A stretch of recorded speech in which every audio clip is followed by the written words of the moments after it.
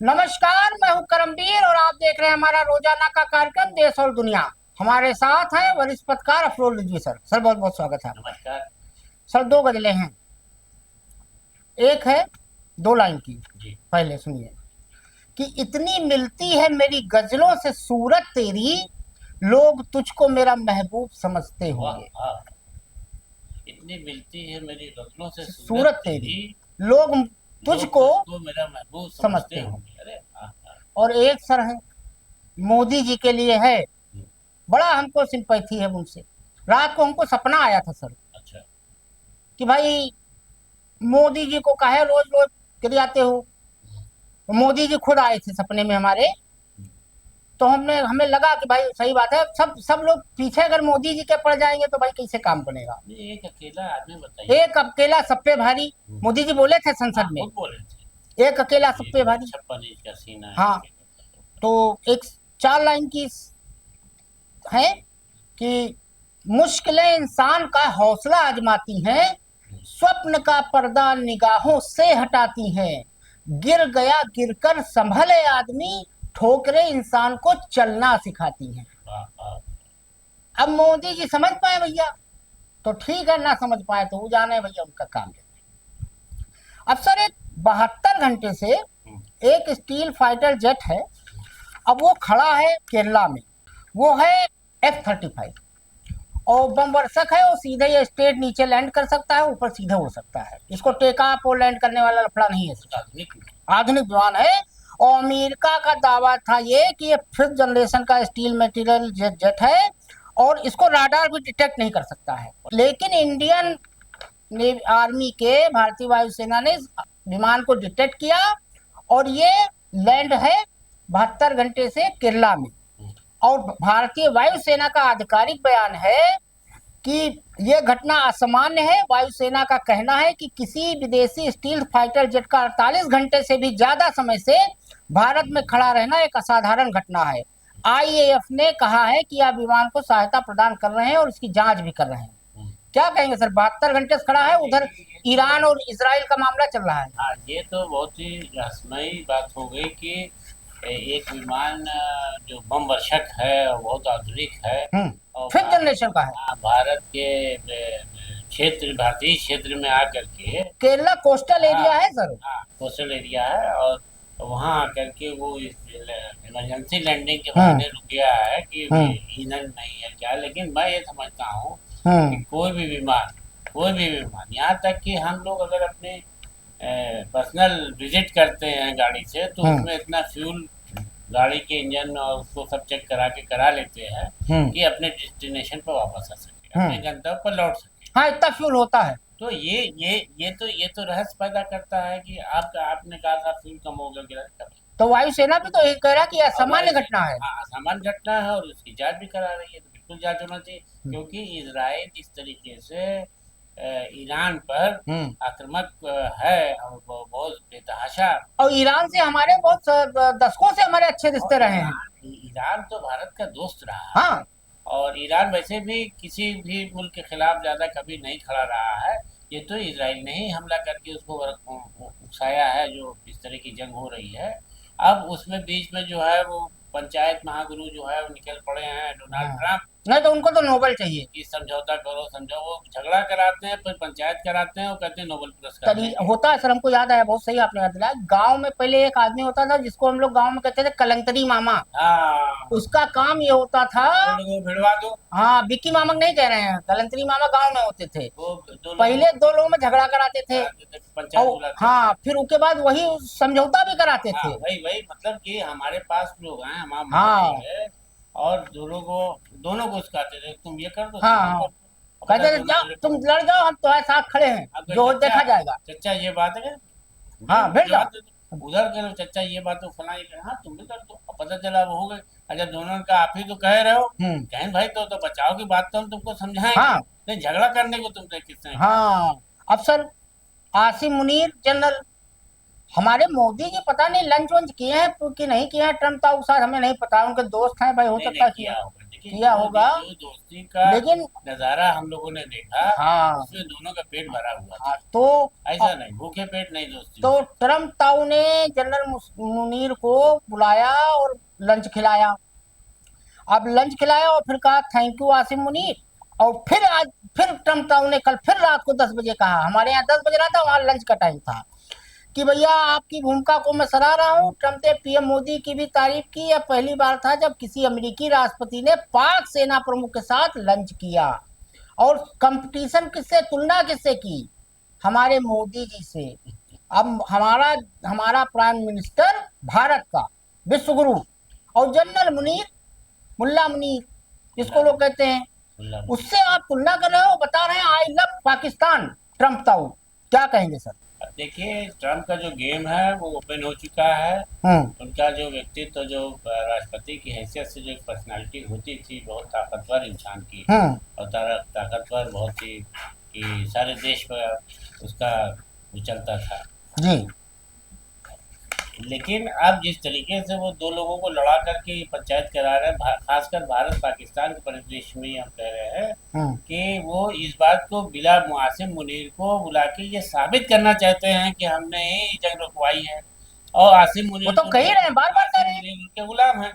हाँ, वो चले गए वहां पर। भैया इससे बड़े सम्मान की बात क्या हो सकती है कि राष्ट्रपति वहां के बुलाए गए खाने पर, एक जनरल को, एक मामूली जनरल के साथ राष्ट्रपति भोजन कर रहा है। इतना बड़ा देश नहीं है पाकिस्तान जो खुद कटोरा लिए भीख मांग रहा है। हाँ, ना जीडीपी उसकी है ना कुछ है। वहाँ नहीं, यहाँ पे एक बात मैं आपसे कहना चाहता हूँ, इसी बीच जब पाकिस्तान इनसे राष्ट्रपति डोनाल्ड ट्रंप से और हमारे प्रधानमंत्री नरेंद्र मोदी की 35 मिनट वाला लॉलीपॉप, तो उसमें ये बात सामने आई कि उन्होंने इनको दावत दे दी हाँ, वो अमेरिका ने, क्या तुम आ जाओ। नहीं, अरे वहाँ गेम था, अरे वो ये गेम था कि अगर ये आ जाते प्रधानमंत्री तो फिर आसिम मुनीर पहले से मौजूद थे, दोनों की फोटो आ जाती। ये तो ट्रंप ने शुरू में बयान दिया था कि दोनों एक साथ लंच करो। हाँ, नहीं वही कह रहे हैं, वो फोटो खिंचवा करके और बीच में ट्रंप बैठे होते और सारी दुनिया में स्मैश हो जाता। जब ये समझौता हम करा रहे हैं, तो ये तो कहा ही था ट्रंप ने, जब पहली बार सीज फायर की घोषणा की थी तो कहा था कि आप दोनों एक साथ कहीं जाके थर्ड प्लेस पे लंच कीजिए। आप करिए, लेकिन यहाँ जो गेम खेला था ट्रंप ने कि आसिम मुनीर को बुला रखा था, इनसे कहा तुम भी आ जाओ, तो ये नहीं बताया कि आसिम मुनीर को बैठाएं तुम आ जाओ, ये कहा आओ। और मोदी जी तो इस मामले में तेज है, अगर कोई बुला ले न्योता देते हैं कि ये बड़ा इत्तेफाक है कि वो गए नहीं, तो ये तो तस्वीर खींच जाती कि बीच में ट्रंप बैठे हैं, एक तरफ आसिम मुनीर, एक तरफ ये, वो कहता कि हमने समझौता दोनों के बीच। हाँ, मुनीर बिरयानी खा रहे हैं और ये खिचड़ी खा रहे हैं। मोदी जी ट्रंप इस बात को आसिम मुनीर से जान के कह रहे हैं कि बहुत बहुत शुक्रिया, बहुत बहुत धन्यवाद कि आपने मेरी बात मान ली, आपने जंग रोक दी, वरना बहुत बड़ा परमाणु युद्ध होता। अब सर जनरल मुनीर ने सिफारिश की है भाई कि उनको ट्रंप ताऊ को नोबेल पुरस्कार दिया जाए। हाँ, अब ये देखिए कि तो ये सब तो गेम है ना, ये सब आज देखिए ये ओपन हो चुके हैं। डोनाल्ड ट्रंप दुनिया के सामने इनका बेनकाब हो चुके हैं, इनका चेहरा। अब मोदी जी के लिए कोई नहीं सिफारिश कर रहा है नोबेल के लिए, सर आप ही कर दीजिए सिफारिश कि नोबेल मिल जाए मोदी जी को। प्रधानमंत्री को मिला 100 बार उनके लिए सिफारिश। हाँ, बुद्ध की धरती है ये कि नहीं। हाँ, तो इसी में कहते हैं उनको नोबेल प्राइज मिले कि वो तीसरी बार भी प्रधानमंत्री बने देश की। हाँ, तीसरी बार तो वही है, चौथी बार भी बने, पांचवी बार भी बने, हम तो अविनाशी यही है, तो सिंदूर उनके नसों में घूम ही रहा है। कहाँ मिलेगा देश को? 100-200 साल तक रही जाए। आप देखिए कि जनता को गल्ला मिल जाता है, हाँ, 5 किलो 2000 रुपया मिल जाता है। हाँ, किसान क्या चाहिए भैया? बस ठीक है, पेट भरा है, 2000 खर्चे का। हाँ, शाम को पौवा आ जाएगा 2000। लोग वहाँ पहुंचे क्षेत्र में कहने लगे कि वो महंगाई कहाँ, महंगाई कहाँ मिल रहा है, पैसा आ जाता है 2000। महंगाई 2014 पहले थी। बेचारे ठंडे होकर चले आए कि भैया ये जो देश अच्छे ढंग से चल रहा है, प्रधानमंत्री से लोग खुश हैं, तो इसलिए उनको नोबेल प्राइज से मिला। अब सर वो नितिन गडकरी जी ने एक नया पत्ता फेंका है कि 3000 किलोमीटर या 200 बार आप नेशनल हाईवे चलिए और खाली 3000 रुपए में आपको मिल जाएगा साल भर के लिए। अब चाहे 3000 पहले खत्म हो जाए या 200 बार आपका पहले खत्म हो जाए, और वो भी खाली प्राइवेट व्हीकल पे। क्या कहेंगे, कौन सा झुंझुना है? हमको तो उसकी आवाज हम कनवा पास लेके बजा रहे थे तो हमको समझ में नहीं आया। इसमें गेम ये है कि एक साल अगर 3000 रुपया देगा तो बल्क में करोड़ों अरबों रुपए डिपार्टमेंट को मिल जाएंगे, बल्क में मिल जाएंगे। अभी क्या है, एक विजिट हमने की तो हमने फास्ट टैग लगवाया, पैसा कटा। दूसरे की फिर आ गए अभी। और जो लोग डायरेक्ट पेमेंट करते हैं वो कतराते हैं आने जाने से। लेकिन सर जो साल में 2 4 10 बार खाली आता जाता उसका तो नुकसान हो जाएगा। नहीं नहीं, ये थी कि 3,000 रुपये में एक, जैसे फास्टैग भी लोग कराते हैं तो 1,000 500 रुपये 500 रुपये का तो उसमें बैंक में पैसा डालते हैं जी कि वो फास्टैग हमने 500 रुपये ले हाँ, इन रखा, एडवांस रहता है। इधर से गए 150, उधर से गए 75 रुपये या 250। और फास्टैग में कम लगता है, आधा पैसा लगता है। लेकिन अगर आप वहाँ जा देंगे तो पता चला कि 350 रुपया लग गया, 250 रुपया 150 रुपया लग गया, तो अच्छा खासा पैसा लगता है। तो इस योजना से ये देखो पैसा कमाने की योजना है। ये बेसिकली जो हमारे गडकरी जी हैं, ये बहुत दिमाग से खेलते नहीं, वो बढ़िया है उनके। उन लोगों को पता नहीं होगा, दर्शकों आपको हम बता दें, मैं व्यक्तिगत रूप से जानता हूँ, उनकी महाराष्ट्र में शुगर मिले कई हैं, उनका लड़का शुगर मिल देखता है, वो शुगर किंग है, वो शरद पवार, ये दोनों के पास सहकारिता क्षेत्र के बैंक और शुगर मिले हैं। अब उनके पास चाहे जो हो गया, ये महाराष्ट्र में मुझे लोगों ने उनके बारे में बताया था। मैं अक्सर महाराष्ट्र जाता रहता जी हाँ, हाँ जी। तो बॉम्बे में मैं तो वहाँ से तो लोगों ने बताया कि जो उधर के थे आपके, ये नागपुर के हैं बेसिकली। हाँ, तो उनको बताते थे कि पहले फर्नीचर का काम करते थे। हाँ, फर्नीचर का भी व्यवसाय था। ऑफिसों में हाँ, ठेकेदार थे, सरकारी ठेकेदार। और उसके बाद धीरे धीरे, लेकिन व्यवहार उसके अच्छे थे। छोटा चुनाव लड़े, बड़ा चुनाव लड़े, फिर आज बहुत बड़ी। नहीं, व्यवहारिक व्यक्ति हैं गडकरी जी, ईमानदार हैं, साफ बोलते हैं। में ये है कि जनता का भी भला हो। अब देखिए उन्होंने बहुत सारी चीज वो कराई थी, वाली नंबर प्लेट लगवा दी थी कि उससे फ्लैश नहीं दिखा। अरे उसमें तो कई गरीबों का रोजगार उन्होंने सत्यानाश कर दिया। बेचारे पेंटर जो सड़क के किनारे थे, हैं, उनका रोजगार छीन लिया। अब वो प्लेट खरीदने के लिए लोगों को मजबूर किया, ब्लैक होने लगा, 6 6 महीने वेटिंग, 300 400 आरटीओ ऑफिस में दलाली। तो ये सब चीजें हैं। लेकिन बहरहाल ये उनका गेम है। अब सर एक 3,000 रुपए के हिसाब से अगर लोग लेते हैं तो करोड़ों रुपए डिपार्टमेंट को एक साथ। अब सर ओला कंपनी ने एक काम किया, जो अच्छा काम किया, जो बेरोजगार लोग हैं, जो बेचारे ओला ड्राइवर हैं, ओला राइड के, उनके लिए एक भला किया कि अब जो पहले कंपनी मोटा कमीशन लेती थी, अब उसको उसने खत्म किया है। सर क्या कहेंगे सर, इससे 10 लाख से अधिक ड्राइवर जो हैं उनको फायदा होगा सर। नहीं देखिए, पहले और ये 100% कर दिया है। पहले ओला उबर के जो राइड होती थी, जो 20 से 30% थी सर। 20 से 30% उनको देना पड़ता था। उसमें बेचारे कई लोगों को बहुत ही नॉमिनल मार्जिन बेनिफिट होता था। अब ये 100% कर दिया है। लेकिन यहाँ ये चीज समझने वाली मेरी नहीं समझ में आई जी कि 100% किराया उन्हीं के उसमें जाएगा।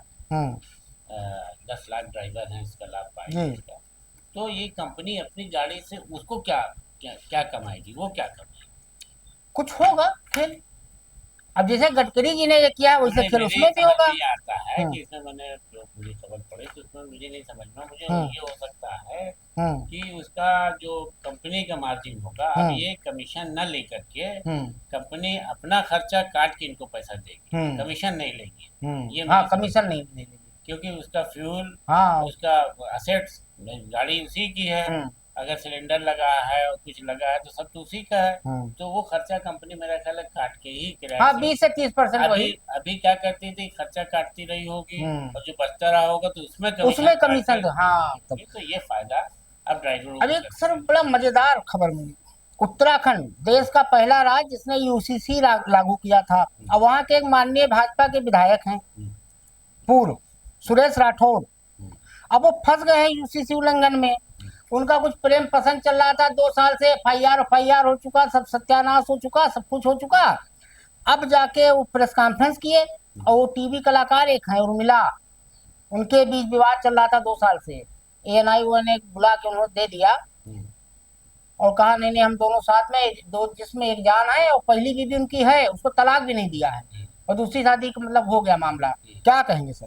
अब देखिए व्हाइट सिविल कोड जो वहाँ बना है, कॉमन सिविल कोड, समान नागरिक संहिता लागू है वहाँ पर। हाँ, पहला राज्य है। हाँ, और वहीं पर इन्होंने भाजपा के और भाजपा के हैं नेता ने ये काम किया है कि दूसरी काम नहीं, कारनामा किया है।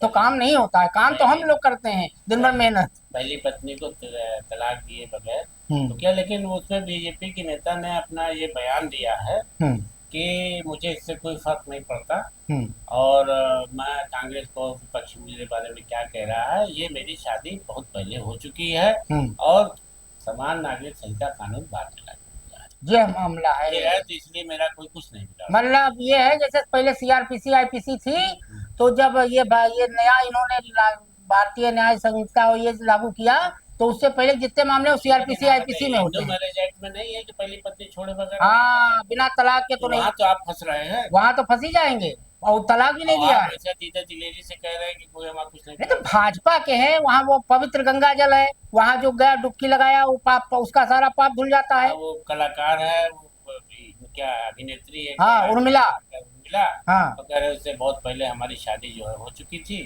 और बीच में जो बातें हो रही थी ये उसके सब बाद की। ये सब देवतुल्य लोग हैं भाजपा में। वो धन धाकड़ साहब थे नेचाई वाले, वो अपना वहां प्रयोग कर रहे थे नेशनल हाईवे पे, सीसीटीवी में। ये सब देवतुल्य लोग हैं, इनके लिए सात खून माफ। एक पिक्चर आई थी प्रियंका चोपड़ा की, तो इनके लिए वही है, सात खून इनके लिए माफ है, क्योंकि देवतुल्य है, ऊर्जावान है। मोदी जी कहते हैं नहीं, इस पर ऊर्जावान कार्यकर्ता। कि इन्होंने अपना जवाब दे दिया। हम्म अब जो लोग इसके जो पैरोकार थे हम्म नेशनल लेवल पर, हाँ, प्रधानमंत्री और यूसीसी हमारे के। गृह मंत्री हम्म और चीफ मिनिस्टर, जिन्होंने लागू करा लिया हम्म करके सीना तान के धामी साहब, धामी साहब, अरे अपने लखनऊ यूनिवर्सिटी पढ़े हैं। तो सवाल तो उनसे पूछा जाएगा, हम्म सवाल उनसे पूछा जाना चाहिए। जैसे वो सुब्रमण्यम स्वामी ने इसमें प्लेन क्रैश पे कहा हाँ, कि जिम्मेदारों से पूछो सवाल कि ये सब क्यों हो रहा है। जिम्मेदारी कहाँ देश में किसी को कोई दी कंपनी जाती ठीक से है? नहीं चल रही है, कमजोर है, खस्ता कुछ हाल है, नहीं। और तुम चलाए जा रहे हो। सवाल पूछ ही नहीं सकते आप। सवाल पूछना 2014 के बाद से मना हो गया है, इसीलिए मोदी जी प्रेस कॉन्फ्रेंस क्यों नहीं करते हैं? क्योंकि वो जानते हैं कि सवाल पूछना मना है देश में। तो जब हमसे कोई सवाल नहीं करेगा तो, और सब लोग मोदी जी को दोष देते हैं सर कि प्रेस कॉन्फ्रेंस नहीं करते। मोदी जी की क्या गलती है? अच्छा, जब सवाल आप नहीं, हाँ नहीं, पार्टी ने जब सवाल पूछना मना है तो भाई जवाब प्रेस कॉन्फ्रेंस काहे करेंगे मोदी जी? जब उनसे कोई सवाल करेगा, तो सवाल करने जब मना कर दिया गया है तो सवाल होगा नहीं, तो प्रेस कॉन्फ्रेंस काहे करें? इसलिए आज से चलते चलते हम बता दें दर्शकों, मोदी जी से कोई सवाल मत करना, और प्रेस कॉन्फ्रेंस कतई उम्मीद मत करना, क्योंकि सवाल पूछना देश में मना है। नहीं तो कहीं अपने उनकी स्पीच देखा है जिसमें मोदी जी कह रहे हैं एक गांव सज्जन है भाई, इन्हें क्या हो रहा है, इन्हें क्या तकलीफ है? इन्हें क्या तकलीफ है, हाँ, देखो इनको। तो हमारे यहाँ मीडिया ने सवाल पूछने बंद कर दिया है। पूछेगा तो जब मोदी जी की उन्होंने ये तो कहा हाँ कि देखो भाई इन्हें क्या तकलीफ है, देखो। हाँ, तो तो देखो मोदी जी की कोई गलती नहीं है। जब मीडिया ने सवाल पूछना बंद कर दिया है तो मोदी जी ने जवाब देना बंद कर दिया है। ये माना तो ये मान के चलिए, इसमें सारी गलती गोदी मीडिया की है। मोदी जी को गलती मत दिया कीजिए, वो विश्वगुरु है, महामानव है, उनके नसों में सिंदूर बात। हाँ, सिंदूर दौड़ रहा है, अभी दौड़ रहा है, अभी दौड़ रहा है। ये दौड़ता अब रहेगा। गोली चलेगी तो गोला चलाएंगे। हाँ, ये दौड़ता रहेगा। वैसे कोई पिक्चर बनेगी सर, जल्दी ही डोनाल्ड बनेगी। ट्रम्प ने कह दिया है कि ऑपरेशन सिंदूर हमारा भी रुका नहीं। अब कोई पिक्चर बनेगी, उसमें डायलॉग रखा जाएगा कि गोली नहीं गोला चलाएंगे। ये चलेगा, कॉपीराइट करा लो, अगर किसी के पास हो पैसा वैसा तो चले जाओ दिल्ली और कॉपीराइट करा लो कि गोली चलाओगे तो गोला चलाएंगे। तो आज के लिए इतना ही, धन्यवाद।